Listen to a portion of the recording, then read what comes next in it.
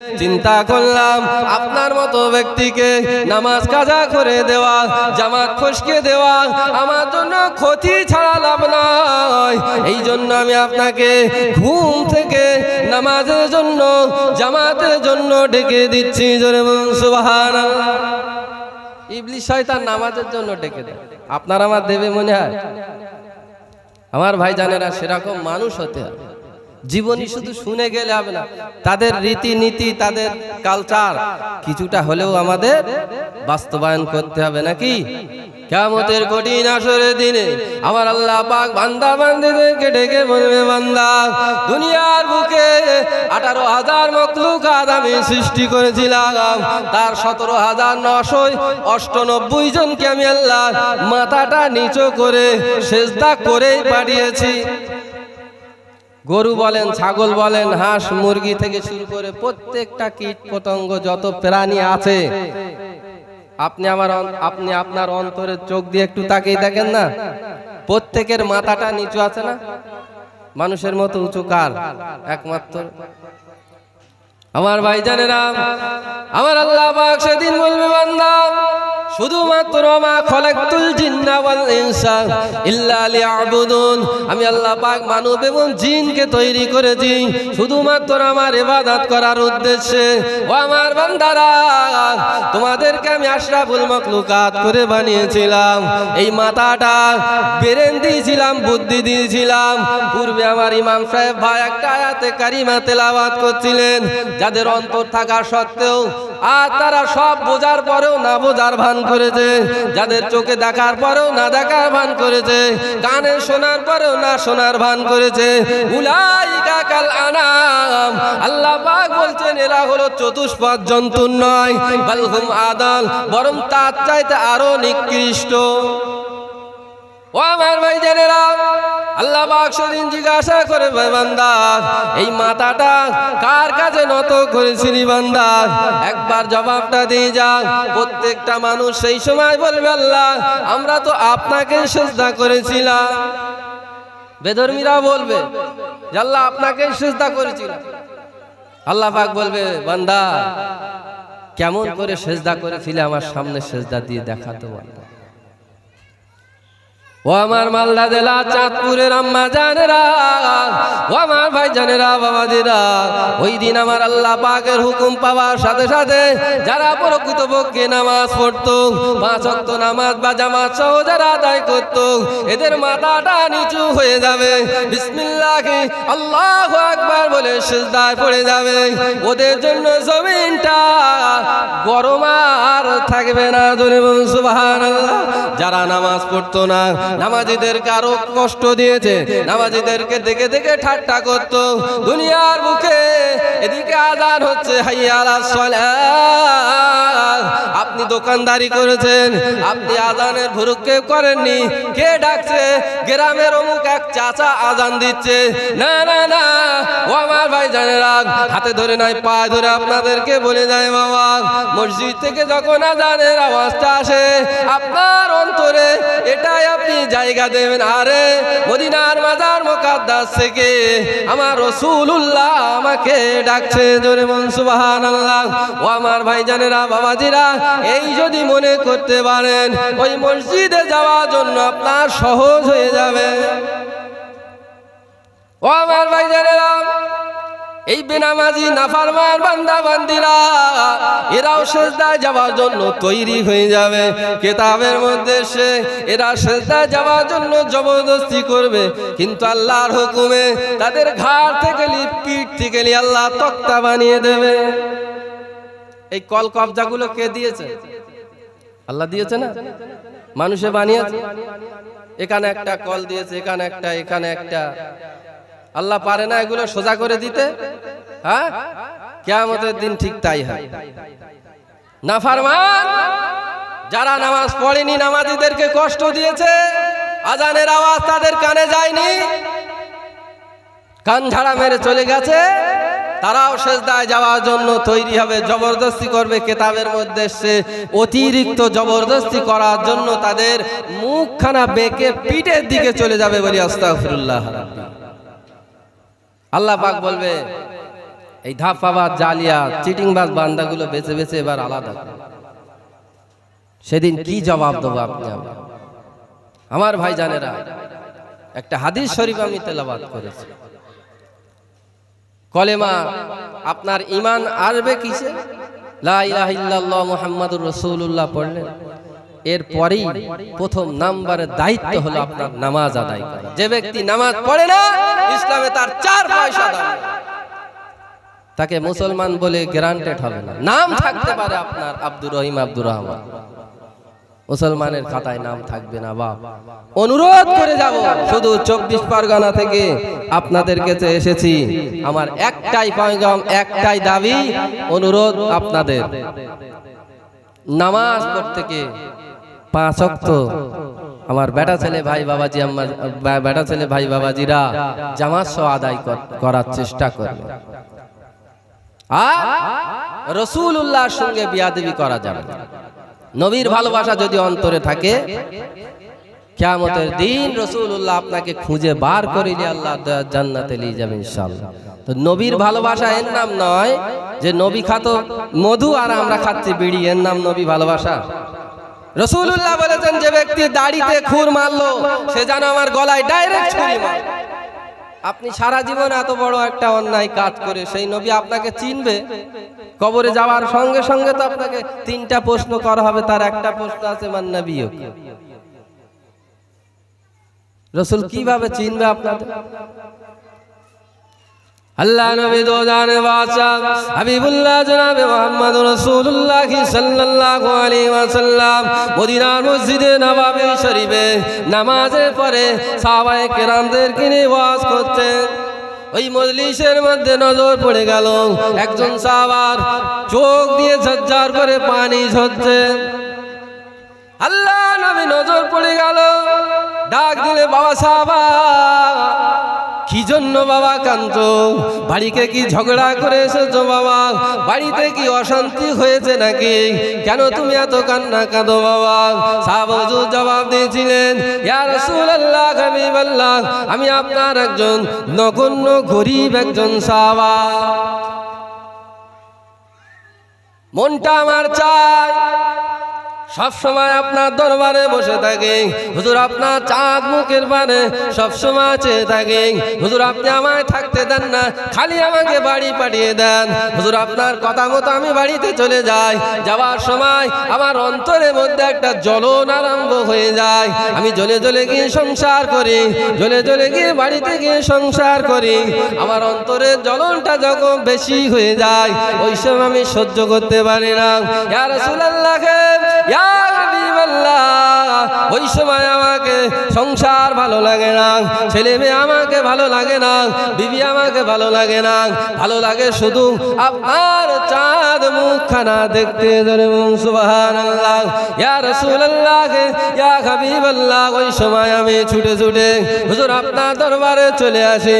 হুজুর আপনার দরবারে এসে আপনার চাঁদ মুখখানা এক নজরে দেখার সাথে সাথে আমার অন্তরের জ্বলনটা ঠান্ডা হয়ে যায়। ইয়া রাসূলুল্লাহ, ইয়া হাবিবাল্লাহ, আজকে দিনে হুজুর আপনার দরবারে বসে আমার মনের মধ্যে একটা কথা উদয় হয়ে গিয়েছে। আপনি হলেন সুলতানুল আম্বিয়া, সাইয়্যিদুল মুরসালিন, শফিউল মুজনাবিন, রাহমাতাল লিল আলামিন। কাল কিয়ামতে কঠিন হাসরের দিনে আপনার থাকা জায়গা হবে আল্লাহ পাকের আরশ আজিমের নিচে। আমি আর অন্য অন্য সাহাবা, কোটি কোটি বান্দা, কোটি কোটি বান্দির ভিতরে কোথায় গিয়ে এক পাশে পড়ে থাকবো? আমি যে দুনিয়ার বুকে আপনাকে না দেখে থাকতে পারি না। ইয়া রাসূলুল্লাহ, হাবিবাল্লাহ, কাল কিয়ামতের ময়দানে মাশারে ওই কঠিন মুসিবতের সময় আপনাকে না দেখে কেমন করে থাকবো? সেই দিনের কথা চিন্তা ভাবনা করে আমার চোখের পানি গড়িয়ে যায়। আল্লাহ নবী বলেছিলেন, ও বাবা সাহাবা কেঁদো না, বাবা সাহাবা জেনে রেখে দিন, যে ব্যক্তি আমাকে খাঁটি মহাব্বত করবে, যে ব্যক্তি আমাকে সত্যি মহাব্বত করবে, সত্যকারের আমাকে ভালোবাসবে, আমি আর আমার ওই মহাব্বতের উম্মত উম্মতি আল্লাহ দয়া জান্নাতে এক জায়গায় থাকবো। জোরে বলুন সুবহানাল্লাহ, আরো জোরে বলুন সুবহানাল্লাহ। মাশাআল্লাহ। আজকের প্রধান বক্তা আপনাদের সম্মুখে এসে হাজির, একটু তাকবীর দেবেন। নারায়ে তাকবীর, নারায়ে তাকবীর। কাল কিয়ামতের দিন যেদিন আল্লাহ পাক উঠাবেন, সেদিন উঠেই সর্বপ্রথম আল্লাহ আমার উম্মতদের সব শেষ করে দিয়েছে। আল্লাহ আমার উম্মত কোথায়? আমার উম্মতদের সব শেষ করে দিয়েছে। আল্লাহ পাক বলবেন, হাবিব আপনি চিন্তা করবেন না, এখনই আপনার সামনে উঠানো। আল্লাহ পাকের হুকুম হয়ে যাবে। আল্লাহ পাক সকলকে ময়দানে মাশারে দাঁড় করাবেন। আমার রাসূলুল্লাহকে আল্লাহ পাক ডাকবেন, আয় আমার হাবিবে পিয়ারা জনাবে মুহাম্মদুর রাসূলুল্লাহ সাল্লাল্লাহু আলাইহি ওয়াসাল্লাম। হাবিব আপনি আজকে দেখতে পাবেন আপনার উম্মত উম্মতেরা, আমার বান্দা বান্দেরা, আমি আল্লাহ পাক আমার সঙ্গে কত দূর পর্যন্ত এরা নাফরমানি করেছে। ও আমার হাবিবে পিয়ারা জনাবে মুহাম্মদুর রাসূলুল্লাহ সাল্লাল্লাহু আলাইহি ওয়াসাল্লাম, আমি আল্লাহ পাক তাদের খালিক মালিক ওয়াহদাহু লা শারীকা লাল্লাহ, আমার নিয়ামত খেয়ে দুনিয়ার বুকে আমার সঙ্গে কত বড় বড় নেমখারামি করেছে। আমি আল্লাহ পাক আমার সঙ্গে কত দূর পর্যন্ত এরা নাফরমানি করেছে। হাবিব আপনি আজকে দেখতে পাবেন। ও আমার হাবিবে প্যারা জনাবে মুহাম্মদ রাসূলুল্লাহ সাল্লাল্লাহু আলাইহি ওয়াসাল্লাম, হাবিব আপনি আজকে এটাও দেখতে পাবেন আমি আপনাকে কতটা ভালোবাসি, কতটা মহব্বত করি, প্যার করি। হাবিব আপনি আজকে এটাও দেখতে পাবেন। হাবিব আপনি যান যান আপনার উম্মত উম্মতিদেরকে ডেকে নিয়ে আসেন, আমি আল্লাহ পাক আপনার সুপারিশ কবুল করে তাদের আজকে বিনা হিসাবে বেহিসাবে তাদের জান্নাত দেব। জোরে বলুন সুবহানাল্লাহ। ও ভাইজানেরা, আমার আপনার নবী গোটা কিয়ামতের ময়দানে মাশারের ওই সময় ঘুরে ঘুরে ছুটে ছুটে গিয়ে যত সব ওলি বান্দা হাফেজ সাহেব, ইমাম সাহেব, ওলি সাহেবদেরকে ডেকে ডেকে হেঁকে হেঁকে তাড়িয়ে তাড়িয়ে আল্লাহ পাকের সম্মুখে দাঁড় করাবেন। আল্লাহ পাক আমার নবী পাককে বলবেন, প্রথমে আয় আমার হাবিব আপনি প্রথমে নিয়ে আসেন আমার কাছে, আমি আল্লাহ পাক তাদেরকে হিসাব নেব।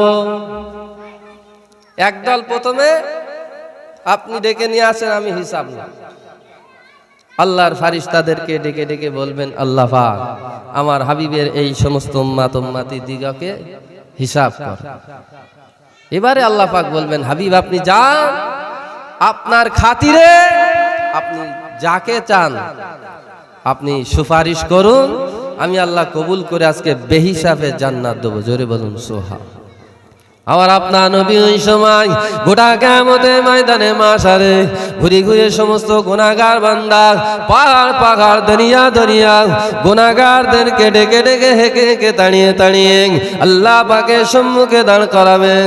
আমার আল্লাহ পাক ফারিস্তাদেরকে হুকুম করবেন, ও আমার ফারিস্তারা, আমার হাবিবের খাতিরে আমি এদের কাছকে বেহিসাবে নাজাত দিলাম।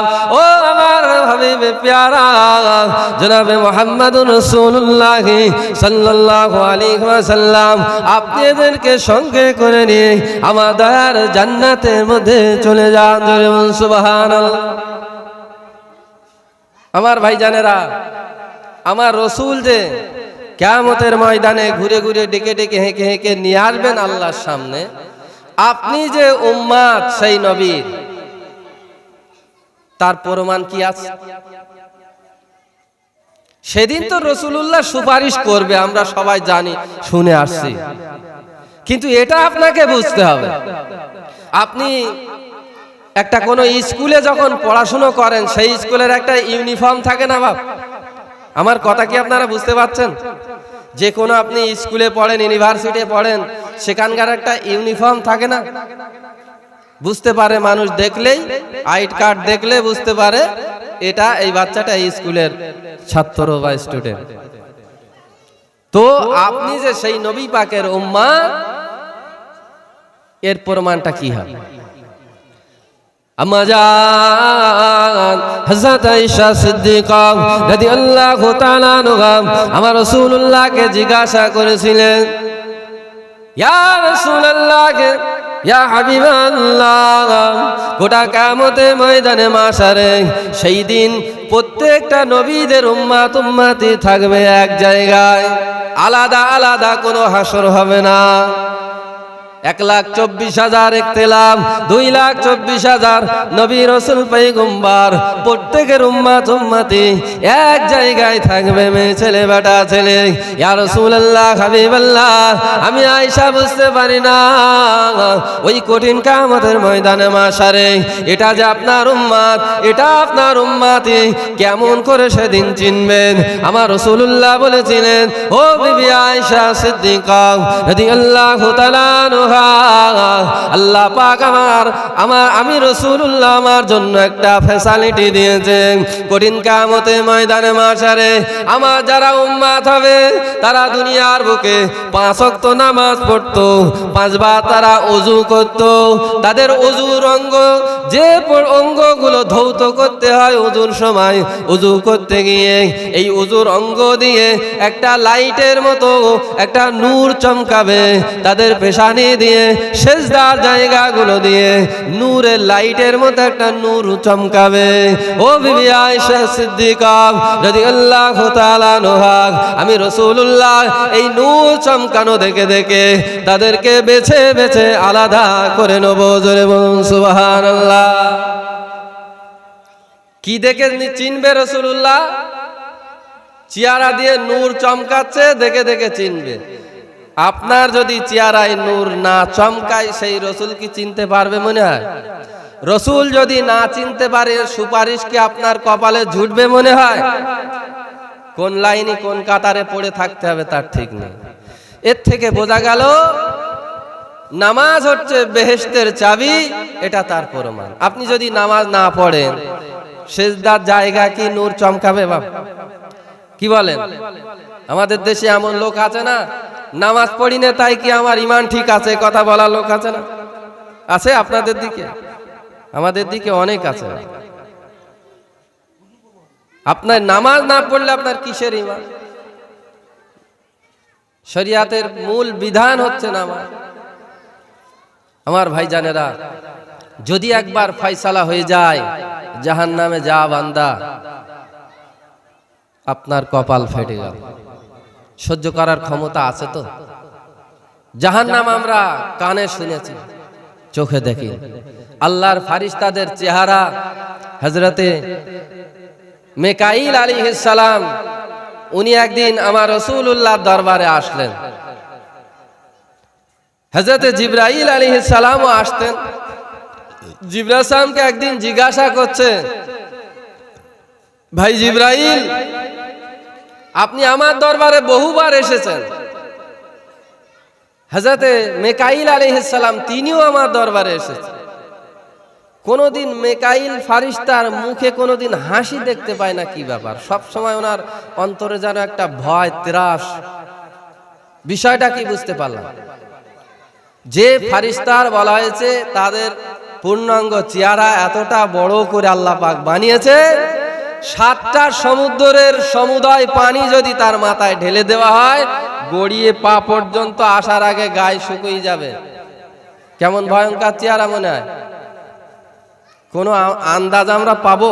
কোনো আইডিয়া পাবো আমরা? সেই ফারিস্তা রসুলের দরবারে যখন আসতেন, জাহান্নামের ভয় তার মধ্যে কতটা ছিল একটুখানি বুঝতে পারবেন। আমার আপনার নবী জিজ্ঞাসা করলেন, ভাই জিবরাইল, হযরত মিকাইল আলাইহিস সালামের মুখে কোনদিন আমি হাসি দেখতে পাই না, কি ব্যাপার? হযরত জিবরাইল আলাইহিস সালাম বলেছিলেন, ইয়া রাসূলুল্লাহ, ইয়া হাবিবাল্লাহ, আল্লাহ পাক জাহান্নামকে তৈরি করার পরে প্রথমে জাহান্নামের রং ছিল লাল, তারপরে আবার 1000 বছর আল্লাহ জ্বালালেন, উত্তপ্ত করলেন, জাহান্নামের আগুনের রং হয়ে গেল সাদা। আবার 1000 বছর জাহান্নামকে জ্বালানো হলো, উত্তপ্ত করা হলো, তার রং হয়ে গেল কালো অন্ধকার। ইয়া রাসূলুল্লাহ, হাবিবাল্লাহ, আল্লাহ পাক হুকুম করেছিলেন ফারিস্তা মিকাইল আলাইহিস সালামকে, একবার গিয়ে জাহান্নামটা দেখে আসো। ইয়া রাসূলুল্লাহ, হাবিবাল্লাহ, সেই দিন হযরত মিকাইল আলাইহিস সালাম জাহান্নাম দেখতে গিয়েছিল। ওই জাহান্নামটা দেখে তার মধ্যে এমন ভয় এসে গিয়েছে, এমন ডর এসে গিয়েছে, জীবনে আমরাও কোনোদিন মিকাইল আলাইহিস সালামের মুখে হাসি দেখতে পাই না। ফারিস্তারা কি জাহান্নামে যাবে মনে হয়? তারা তো যাবে না। তাহলে তারা যদি ওই জাহান্নাম দেখে ভয় এত পায়, সে কত বড় কঠিন জায়গা। এক সরিষা পরিমাণ দানা আগুন যদি দুনিয়ার এক প্রান্তে রাখা হয়, অপর প্রান্ত পর্যন্ত ছাই হয়ে যাবে, ধ্বংস হয়ে যাবে, কিছুই থাকবে না। আল্লাহ নবী ফরমাতেন, বাবারা, জাহান্নামের হুকুম যাদের হয়ে যাবে, জাহান্নামীরা জাহান্নামে চলে যাবে, এত কান্না কাঁদবে, কানতে কানতে তাদের চোখের পানিগুলো শেষ হয়ে যাবে। আল্লাহ নবী ফরমাতেন, বাবারা, এমন সময় দেখতে পাওয়া যাবে কান্না তাদের থামবে না, ওই অবস্থায় তারা কাঁদতে থাকবে। দেখতে পাওয়া যাবে তাদের চোখের গোড়া দিয়ে পানির পরিবর্তে খুন বেরোতে থাকবে, রক্ত বেরোতে থাকবে, এত পরিমাণে খুন বেরোতে থাকবে, খুনের একটা দরিয়া হয়ে যাবে। আল্লাহ নবী ফরমাচ্ছেন, বাবারা, ওই খুনের দরিয়াতে যদি নৌকা চালানো যায়, অনায়াসেই নৌকা চলে যাবে। আল্লাহ নবী ফরমাচ্ছেন, বাবারা, তোমরা আল্লাহ তাআলার দরবারে তওবা করো, মাফি চাও, কাঁদতে থাকো। যে ব্যক্তি আল্লাহর ভয়ে কাঁদে, যার চক্ষু দিয়ে পানি বার হয়, ওই পানির টুঠাটা যদি মুখ দিয়ে গড়িয়ে চলে যায়, আল্লাহ নবী ফরমাচ্ছেন, বাবারা, আল্লাহ তাআলা ওই বান্দা বান্দীদিগকে জাহান্নামের মধ্যে ঢোকাবেন না। জোরে বলুন সুবহানাল্লাহ। ও সাহাবারা, অন্যায় কাজ করে করে, গুনাহ করে করে দিল তোমাদের যদি পাষাণ হয়ে যায়, কঠিন হয়ে যায়, চোখে যদি পানি না আসে, কাদার মতো চোখটা, কাদার মতো মুখটা, কাদার মতো অন্তরে ভাবটা করে লাও।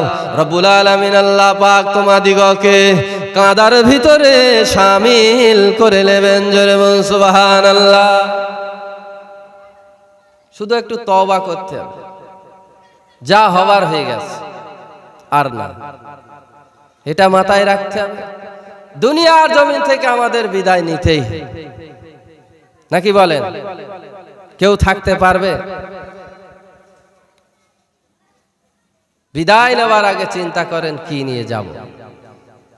নেক আওলাদ, নেক সন্তান দুনিয়ার বুকে আমরা তো পারিনি, তাদেরকে গড়তে হবে। আজ এই সমস্ত মাহফিলগুলো আমরা আগে দেখেছি, একদল বাচ্চা সামনে এসে বসতো সন্ধেবেলা, ওদের ঠেলায় বয়স্ক লোক বসতে হতো পিছনে। আজকে মাহফিলগুলো দেখেন, 2-4 জন বয়স্ক বাবাজিরা এসে বসে, বাচ্চাদের আর পাওয়া যায় না। মসজিদগুলোয় বাচ্চারা গেলে তাড়া দেয় একদল লোক আছে, খবরদার, এদেরকে ডেকে ডেকে নিয়ে আসেন, মাহফিলে নিয়ে আসেন, এদেরকে প্রতিষ্ঠিত করেন। কিয়ামতের কঠিন হাসরের দিনে ময়দানে মাশারে একদল মানুষকে আল্লাহ পাক বাম হাতে করে পিছন দিয়ে আমলনামা দেবেন। কিতাবের মধ্যে এসে যখন আমলনামা দেবেন, এরা বলবে, আল্লাহ, এমন কাজ আমরা তো দুনিয়ায় করিনি, দুনিয়ায় এরকম কাজ তো করিনি, কার আমলনামা কাকে দিচ্ছেন? হুজুর আসছে, তাকবীর দেন, নারায়ে তাকবীর, নারায়ে তাকবীর। জনাব আলহাজ হাফেজ কারি মাওলানা মুফতি আব্দুল